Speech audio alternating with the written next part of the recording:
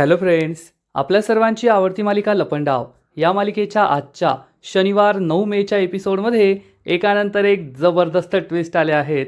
Friends, आजचा episode खूप भारी होता. सगळ्यात आधी तर कान्हाने सखीवर पुन्हा एकदा आपली जादू चालवली आहे. कान्हा सखीला असं काही बोललाय ज्यामुळे सखी पुन्हा एकदा त्याच्या प्रेमात पडली आहे.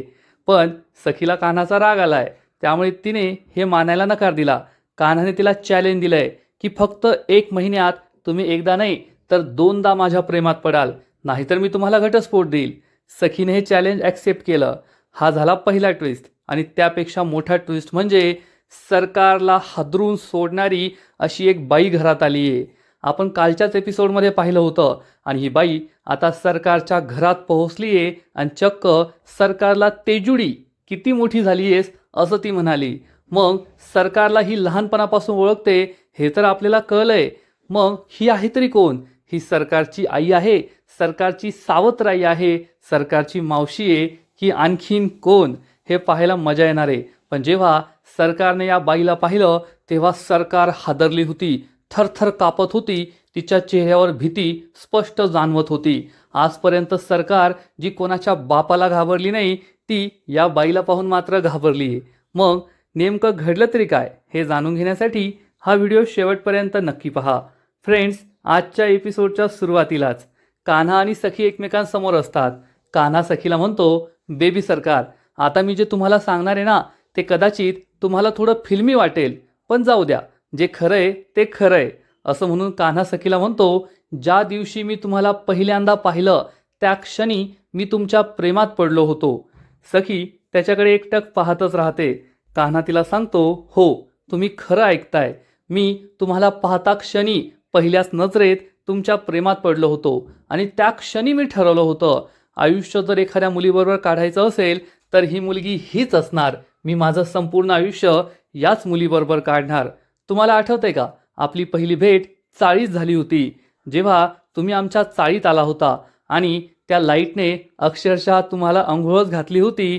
त्या सगळ्या लाईट तुमच्यावर पडणार होत्या, पण तेवढ्यात मी तुम्हाला वाचवलं होतं. सखीला हे सगळं आठवतं. कान्हा सखीला सांगतो, बेबी सरकार, त्या दिवशी मी तुमचा जीव वाचवला, पण माझा जीव मात्र गेला होता. कान्हा हा खूप भारी बोलत असतो. सखी त्याच्याकडे एकटक पाहतच राहते. कान्हा सखीला म्हणतो, आणि मग त्यानंतर मी तुम्हाला 8 वेगवेगळ्या प्रकारचे आईस्क्रीमचे फ्लेवर्स दिले होते आणि त्या प्रत्येक फ्लेवरमध्ये मी माझ्या प्रेमाचा रंगसुद्धा मिसळला होता, माझ्या प्रेमाचा फ्लेवरसुद्धा मिसळला होता.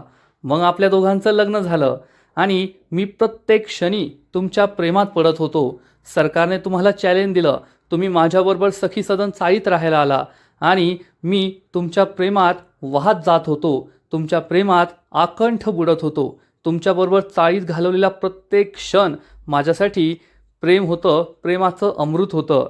सखी कान्हाकडे खूप प्रेमाने पाहत असते, इमोशनल होते.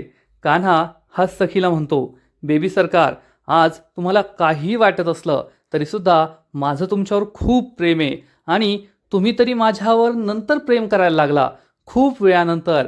पण मी पहिल्या नजरेत तुमच्या आधी तुमच्या प्रेमात पडलो होतो आणि हेच सत्य आहे. सखीला हे सगळं आवडत असतं, पण ती कान्हावर चिडून म्हणते, खोटं, हे सगळं खोटं आहे. तुझं माझ्यावर प्रेम नाही आहे. जर तुझं माझ्यावर प्रेम असतं ना तर जेव्हा मी तुला आय लव्ह यू म्हणाले तेव्हाच तू प्रेमाची कबुली दिली असती, मला आय लव्ह यू टू म्हणाला असता. पण तू तसं केलं नाही. तू माझ्याकडून वेळ मागून घेतला. जेव्हा जेव्हा मी तुझ्या जवळ येण्याचा प्रयत्न केला तू मला दूर लोटलं, तू मला जवळ येऊ दिलं नाही. आणि याहून हेच सिद्ध होतं की तुझं माझ्यावर प्रेम नव्हतं. हे सगळं फक्त तू माझ्या पैशांसाठी केलंस. तुला माझं प्रेम नको होतं, तुला माझा पैसा हवा होता, म्हणून तू हे सगळं प्रेमाचं नाटक केलं. आणि आत्तासुद्धा तू जे काही बोलतोय ना ते सगळं खोटं आहे. सखी खूप दुःखी होते आणि म्हणते, ठीक आहे, ते सगळं सोडून दे. आता मला ते सगळं नाही आठवत बसायचंय, कारण ते खोटं होतं. तर कान्हा, तुला फक्त पैसा हवाय ना, आणि मला कबीर किर्लोस्करची या घटस्फोटाच्या पेपर्सवर सही हवी आहे. सांग, काय किंमत आहे तुझी? लवकर सांग, तुला किती पैसे हवे आहेत? तेवढे पैसे मी तुला आत्ताच्या आत्ता देते. कान्हा हा क्षणभर विचार करतो आणि म्हणतो, 1. सखी विचारते, काय 1? फक्त 1 करोड? तर कान्हा म्हणतो, 1 करोड नाही, 1 महिना. सखीला काही कळतच नाही. तेव्हा कान्हा तिला सांगतो, तुम्ही टी व्ही सिरियल खूप पाहता ना? ठीक आहे, तुम्हाला सांगतो टी व्ही सिरियलमध्ये काय होतं. एक हिरो असतो, एक हिरोईन असते. त्या दोघांचं एकमेकांवर प्रेम नसतं, पण अशी काहीतरी परिस्थिती उद्भवते की त्या दोघांना लग्न करावं लागतं. मग लग्न केल्यावर त्यांना असं वाटतं, अरे यार, आपण दोघे तर एकमेकांबरोबर राहू शकत नाही. मग हे दोघे कोर्टात जातात घटस्फोट घेण्यासाठी. तेथे जज साहेब त्यांना सांगतात, तुम्हाला घटस्फोट घ्यायचा असेल तर 6 महिने एकत्र राहावं लागेल. एकत्र राहिल्यावर तुम्हाला असं वाटलं की आम्ही एकत्र राहू शकतो, तर मग ठीक आहे, नाहीतर मग या 6 महिन्यांनी तुमचा घटस्फोट होऊन जाईल. सखी हे सगळं ऐकून म्हणते, हो हो माहिती आहे. मग ते दोघे 6 महिने एकत्र राहतात, त्या दोघांमध्ये प्रेम निर्माण होतं आणि ते दोघे घटस्फोट कधी घेतच नाही. कट द क्रॅप, तुला नेमकं काय म्हणायचंय ते सांग. कान्हा म्हणतो, चांगली गोष्ट आहे, तुम्ही सुद्धा टी व्ही सिरियल पाहता. आता टी व्ही सिरियलमध्ये जे होतं ना, ते खऱ्या आयुष्यात सुद्धा होतं, म्हणून मी तुम्हाला हे सगळं सांगतोय. त्यामुळे 6 महिने नाही, तर आपण दोघे 1 महिना वाट पाहूया आणि मी तुम्हाला गॅरंटी देतो, या 1 महिन्यात तुम्ही एकदा नाही तर 2दा माझ्या प्रेमात पडाल आणि आपला घटस्फोट कधी होणारच नाहीये. सखी चिडून म्हणते, नाही, मी 1 महिना वाट नाही पाहणार, मला आत्ताच्या आत्ता घटस्फोट हवाय, आत्ताच्या आत्ता सही कर. कान्हा म्हणतो, का घाबरताय तुम्ही एवढं? तुम्हाला भीती वाटते ना तुम्ही माझ्या प्रेमात पडाल? खरं सांगायचं तर प्रेमात पडण्याची गरजच नाहीये, तुम्ही आत्ताच माझ्या प्रेमात आहात, तुमच्या चेहऱ्यावर ते दिसतंय. सखी म्हणते, कान्हा असं काहीच नाहीये, मी तुझ्यावर प्रेम करत नाही. कान्हा म्हणतो, पाहिलं का, तुम्ही मला कान्हा म्हणताय, कबीर नाही. याच्यावरून तुमचं माझ्यावर प्रेम आहे हे सिद्ध होतंय आणि तुम्ही घाबरताय. जर तुमचा तुमच्या स्वतःवर इतका विश्वास असेल की तुम्ही माझ्या प्रेमात पडणारच नाही, मग 1 महिना वाट पाहायला काय हरकत आहे? एवढी काय घाई आहे तुम्हाला? सखी म्हणते, ठीक आहे कबीर, मी तुझ्या प्रेमात पडणार नाहीये. कान्हा म्हणतो, ठीक आहे, मग चॅलेंज, 1 महिना आपण वाट पाहायची. या 1 महिन्यात जर तुम्ही माझ्या प्रेमात पडला नाही, तुमची अशी इच्छा असेल की तुम्हाला घटस्फोट हवाय, तर मी स्वतः घटस्फोटाचे पेपर्स तुमच्याकडे घेऊन येईल. त्या पेपर्सवर आधीच माझ्या सह्या असतील, मग तुम्ही त्या पेपर्सवर सह्या करायच्या आणि आपला घटस्फोट होऊन जाईल. सखी म्हणते, ठीक आहे, चॅलेंज ॲक्सेप्टेड. कान्हा हा सखीला विचारतो, मग आता या घटस्फोटांच्या पेपरचं काय करायचं? टी व्ही सिरियलमध्ये करतात तसं करायचं का? असं म्हणून कान्हा या फाईलमधून हे सगळे घटस्फोटाचे पेपर्स काढतो आणि सखी समोरच हे सगळे पेपर फाडून टाकतो. सखी त्याच्याकडे एकटक पाहतच राहते. कान्हा या पेपरचे छोटे छोटे तुकडे करतो आणि सखीच्या अंगावरच असे फेकून देतो. सखी त्याच्यावर खूप चिडते आणि रागारागाने तेथून जात असते आणि कान्हा तिच्याकडे पाहून खूप छान स्माईल करतो आणि म्हणतो, बेबी सरकार, पहा आता पुढे काय होतंय. असं म्हणून कान्हा पुढे हात करतो तर त्याच्या हातामध्ये चक्क एक फूल येऊन पडतं. त्यामुळे कान्हाला आश्चर्य वाटतं आणि तो म्हणतो, बाबा, हा तुमचाच संकेत आहे. जसं हे फूल आलंय ना आज हातामध्ये, लवकरच सखीचा हात सुद्धा माझ्या हातात असेल, असा विचार करून कान्हा खूप खुश होतो. फ्रेंड्स, हा सीन खरंच खूप भारी आहे, तुम्हाला सुद्धा खूप आवडेल. आणि इकडे सरकारच्या आयुष्यातलं सगळ्यात मोठं वादळ, आता या बाईचं नाव काय आहे ते देव जाणे. आजच्या एपिसोडमध्ये सुद्धा ते कळलेलं नाहीये. ही बाई रिक्षामध्ये सरकारच्या घरी जिव्हाळा बंगल्यावर पोहोचते आणि रिक्षावाला कानात हेडफोन घालून गाणी ऐकत असतो. त्यामुळे या बाईने जेव्हा रिक्षात बसली होती तेव्हाच मीटर बंद करून ठेवलं होतं. ती मीटर पुन्हा एकदा सुरू करते आणि गाडीच्या खाली उतरते आणि सरकारच्या या जिव्हाळा बंगल्याकडे पाहत असते. तेवढ्यात हा रिक्षावाला मीटरकडे पाहतो तर त्याला दिसतं की मीटर तर 0 आहे, मीटरमध्ये 1ही रुपया आलेला नाहीये. तो खूप चिडतो, गाडीतून खाली उतरतो आणि म्हणतो, ए म्हातारे, हे काय केलंस तू? गंडवतेस का मला? पण ही म्हातारी काही साधीसुधी नसते. ही म्हातारी चिडून म्हणते, ए म्हातारी कोणाला म्हणायचे? मला म्हातारी म्हणायचं नाही, मी काय म्हातारी नाहीये, येड्यांची जत्रा कुठली. रिक्षावाला सुद्धा काही कमी नसतो. रिक्षावाला चिडून म्हणतो, ए तुला म्हातारी नाही म्हणायचं, मग काय तर नाही म्हणायचं का ग? चल, तू आहे ना मला गंडवलंय. ही म्हातारी चिडून म्हणते, मी तुला गंडवलेलं नाहीये, आपण कोणाला गंडवत नसतो, नीट बोल माझ्याशी. ए टकल्या, नाहीतर तुझ्या टकल्यावरच तबला खेळेन. हे ऐकून रिक्षावाला खूप चिडतो आणि म्हणतो, तू मीटर बंद केलं, मला गंडवलं, माझे 600 रुपये काढ, चल 600 रुपये दे माझे. तर ही बाई म्हणते, 1 रुपया सुद्धा भेटायचा नाही, माझ्यावर चुकीचे आरोप लावतोस, चल निघ इथून, आत्ताच्या आत्ता चालता हो. हा टकल्या खूप चिडतो आणि म्हणतो, ए बाई, लवकर माझे पैसे दे बरं का, नाहीतर मी युनियनच्या माणसांना इथे बोलून घेईल आणि मग तुझं जे काही होईल ना ते तू पाहतच राहा. तर ही बाई म्हणते, युनियनच्या माणसांना बोलवणार. तू काय लय मोठा हिरो लागून गेला का रे, तुझ्यासाठी ते येतील. टाकल्या कुठला. रिक्षावाला खूप चिडतो आणि म्हणतो, मी तुला आता काही सोडत नाही, माझे पैसे घेतल्याशिवाय मी येथून जाणार नाही. म्हातारी कुठली. तर ही बाई म्हणते, तुला सांगितलं कळत नाही का, म्हातारी म्हणायचं नाही. तर रिक्षावाला विचारतो, मग तू का कोणती लय तरणी आहे. तर ही बाई म्हणते, हायच मी तरणी. ते गाणं नाही का, पिकल्या पानाचा देठ व हिरवा, तसं. आणि एकदम ती या लावणीसारखीच ॲक्शन करते, तसे तिच्या चेहऱ्याचे एक्सप्रेशन असतात. रिक्षावाला तिच्याकडे एकटक पाहतच राहतो आणि ही बाई म्हणते, तू जर आत्ताच्या आत्ता इथून गेला नाही ना, तर मी सगळ्या लोकांना गोळा करेन. त्यांना सांगेल की एकट्या सुंदर बाईला पाहून या रिक्षावाल्याने माझ्या अंगावर हात टाकला, माझ्यावर जबरदस्ती करण्याचा प्रयत्न केला. थांब, मी सगळ्यांना बोलवतेस. असं म्हणून ही बाई जोरजोरात बोंबा मारू लागते. रिक्षावाला चांगलाच घाबरतो आणि म्हणतो, बाई, म्हातारे, थांब थांब थांब, हात जोडतो मी त्यासमोर, मला काही पैसे बिशे नकोय, मी चाललो. असं म्हणून रिक्षावाला रिक्षात बसतो आणि तेथून निघून जातो. आणि ही बाई बोंबा मारता मारता जोरजोरात हसू लागते. खूप खुश असते. येड्यांची जत्रा कुठली, हा तिचा फिक्स डायलॉग असतो. आणि तेवढ्यात या बंगल्याचा वॉचमन तेथे येतो आणि विचारतो, ओ आजीबाई, काय करताय येथे, बंगल्यासमोर काय करताय, का उभे राहिला आहात तुम्ही. या वॉचमनच्या हातामध्ये पाण्याची बाटली असते. ही आजीबाई त्याच्या हातातून पाण्याची बाटली घेते. तिने मिस्त्री लावलेली असते आणि लगेचच पाण्याचा एक घोट पिते आणि तेथेच बाजूला थुंकते.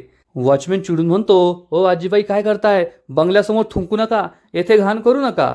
पण आजीबाई त्याचं काही ऐकत नाही. पुन्हा एकदा चूळ भरते, तेथेच थुंकते आणि याच्या तोंडात सुद्धा पाणी फेकून मारते. या वॉचमॅनला काही कळतच नाही ही बाई नेमकं काय करतीये. आजीबाई विचारते, ते समोर काय लिहिलंय. वॉचमॅन सांगतो, जिव्हाळा, बंगल्याचं नाव लिहिलंय. आजीबाई म्हणते, जिव्हाळा, ठीक आहे. वॉचमन विचारतो, तुम्हाला काय वाचता बिचता येत नाही का. तर आजी त्या वॉचमॅनकडे खालून वर पाहते आणि म्हणते, अरे अक्षर काय घेऊन बसलाय, माणसं वाचते मी, माणसं, चल निघ इथून. आणि ती वॉचमनला तेथून हाकलून लावते. आणि ही आजीबाई या बंगल्याकडे पाहतच राहते आणि विचार करते, आता मी येथे आली आहे, बंगला खूप भारी आहे आणि आता मी या बंगल्यातच राहणार. फ्रेंड्स, आता ही बाई नेमकी कोण आहे, तिचा सरकारशी काय संबंध किंवा कामत कुटुंबाशी काय संबंध, हे काही अजून कळलेलं नाही आहे आणि आजच्या एपिसोडमध्ये सुद्धा हे कळणार नाही. पण ही बाई खूप डेंजरस आहे एवढं मात्र नक्की. आणि इकडे सखी घरी पोहोचलेली असते आणि तिने कान्हाने 1 महिन्याची मुदत मागितली आहे हे सरकार आणि सगळ्यांना सांगितलेलं असतं. सखी सांगते, कान्हाने माझ्याकडून 1 महिन्याची मुदत मागितली आहे, तोपर्यंत तो या डिवोर्स पेपर्सवर सह्या करणार नाही. सरकारला जबर धक्काच बसतो. आता काय करावं हा प्रश्न सरकारला पडतो. आणि मग लगेचच परशुराम सांगतो, हा सगळा त्या कबीरचा प्लॅन आहे. त्याला नक्कीच या महिन्यात आपल्या कंपनीवर, आपल्या घरावर कब्जा करायचा असेल, तो काहीतरी कट कारस्थान करत असेल. सगळ्यांना हे पटतं. पण गौतम मात्र कान्हाची बाजू घेतो आणि म्हणतो, मला नाही असं वाटत कबीर असा काही विचार करत असेल.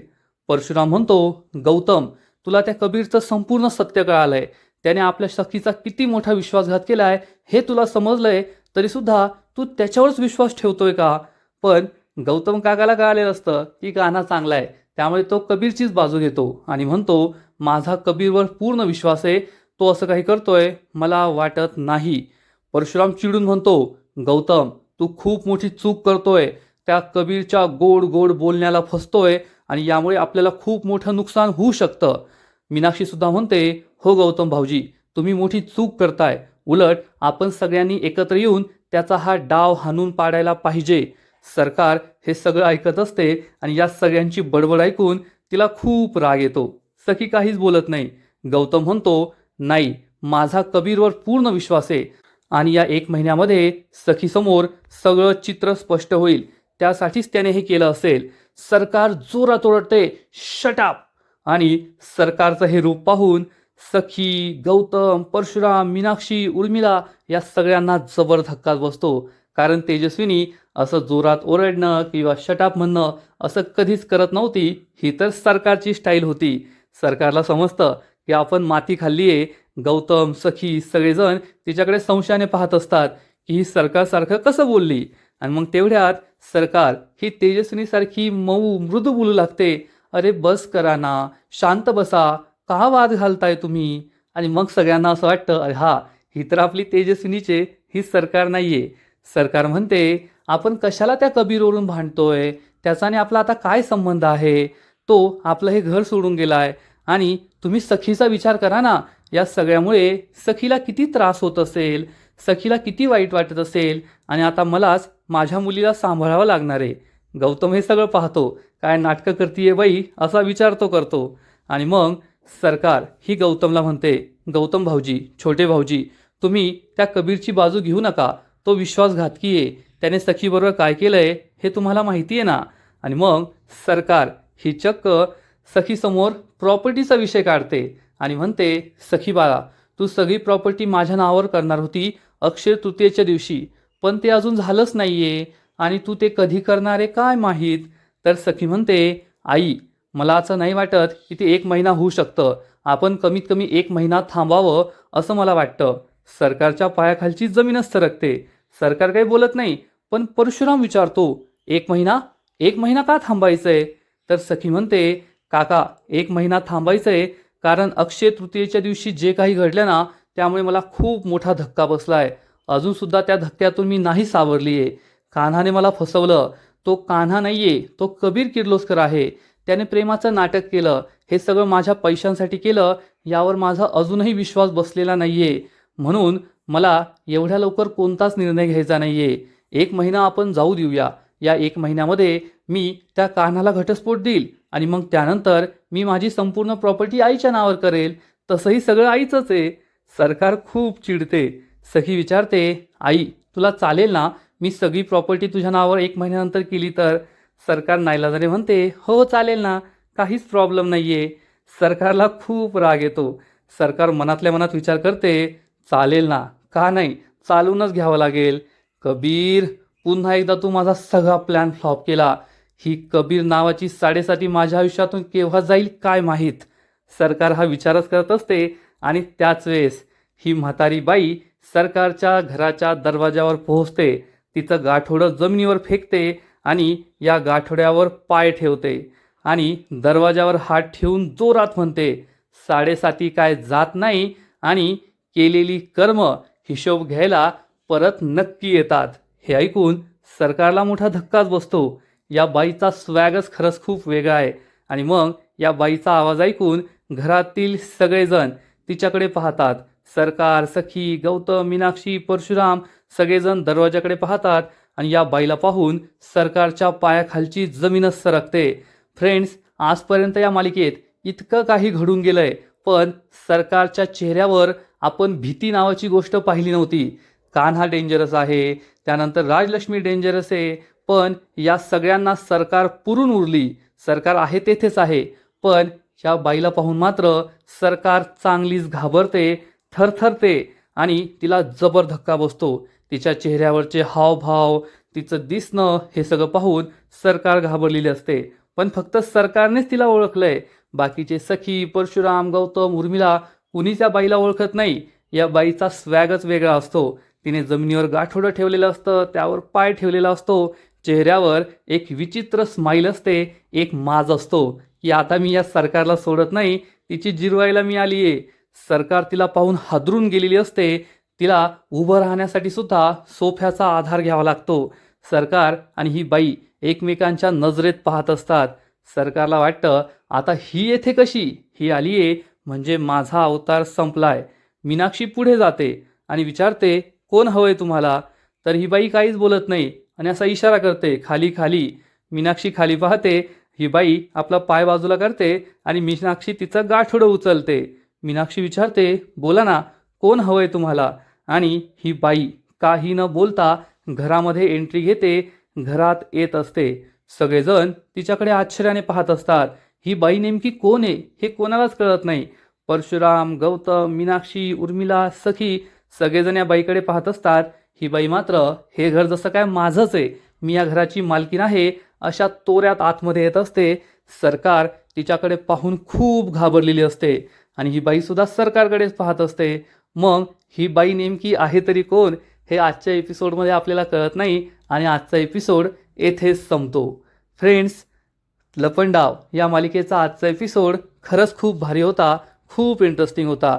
सगळ्यात आधी तर कान्हा आणि सखी या दोघांचा सीन तुम्हाला नक्कीच आवडला असेल, कारण जेव्हापासून कान्हाचं सत्य सखीसमोर आलं आहे तेव्हापासून कान्हाचा कॉन्फिडन्स हा थोडा कमी झाला होता.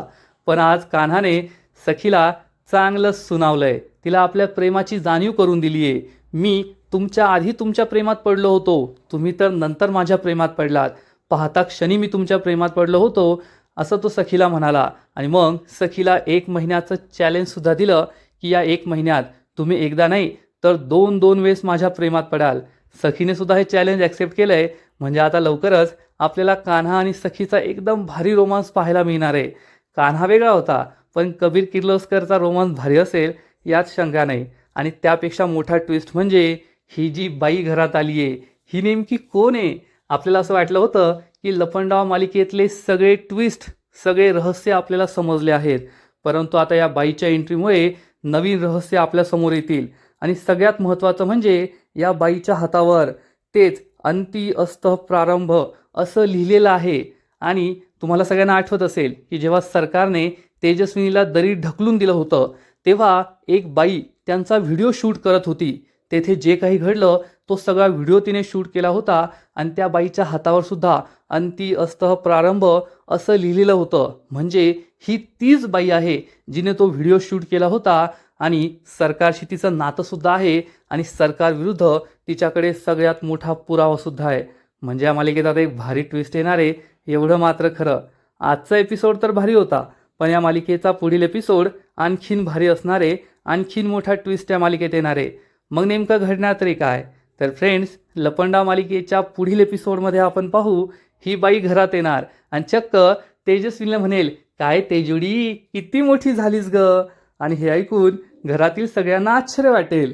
सखी खूप खुश होईल आणि तेजस्विनी म्हणजे सरकारला विचारेल, आई या कोण आहेत आणि त्या तुझ्याशी असं का बोलताय, तुला तेजुडी का म्हणताय? आणि सरकारकडे या प्रश्नाचं उत्तर आहे, पण सरकारला जबर धक्का बसलेला असणार आहे. आणि ज्या पद्धतीने ही बाई सरकारला तेजुडी म्हणतीये याचा अर्थ नक्कीच ती सरकारच्या लहानपणी सुद्धा असणार आहे.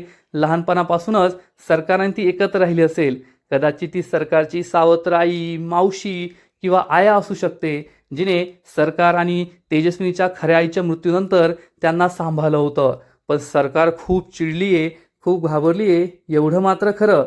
आणि या बाईचा स्वॅगच वेगळा आहे. आणि मग दुसरीकडे कान्हा हा गौतमला फोन करेल आणि गौतमला सांगेल, मी ठरवलंय सखीचं मन जिंकायचं, पण वेगळ्या पद्धतीने. सखीला पुन्हा एकदा माझ्या प्रेमात पाडायचं आणि त्यासाठी माझ्याकडे एक प्लॅन आहे, असं म्हणून कान्हा गौतमला आपला प्लॅन सांगणार. म्हणजे एकीकडे कान्हा हा पुन्हा एकदा सखीचं प्रेम जिंकणार आणि आता सरकारच्या आयुष्यात सगळ्यात मोठं वादळ आलंय. या बाईचं रहस्य तर आपल्याला येणाऱ्या एपिसोडमध्येच कळेल.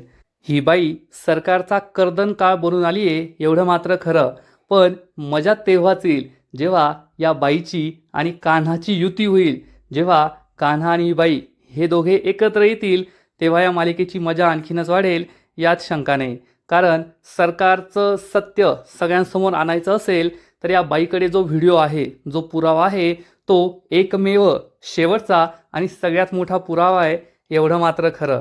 आणि आता ही मालिका पाहायला दिवसेंदिवस मजा येईल, यात शंका नाही. तर फ्रेंड्स, तुम्हालासुद्धा लपंडाव मालिकेत झालेली ही नवीन एंट्री, हा नवीन ट्विस्ट आवडला आहे का? नक्कीच कमेंट करून सांगा.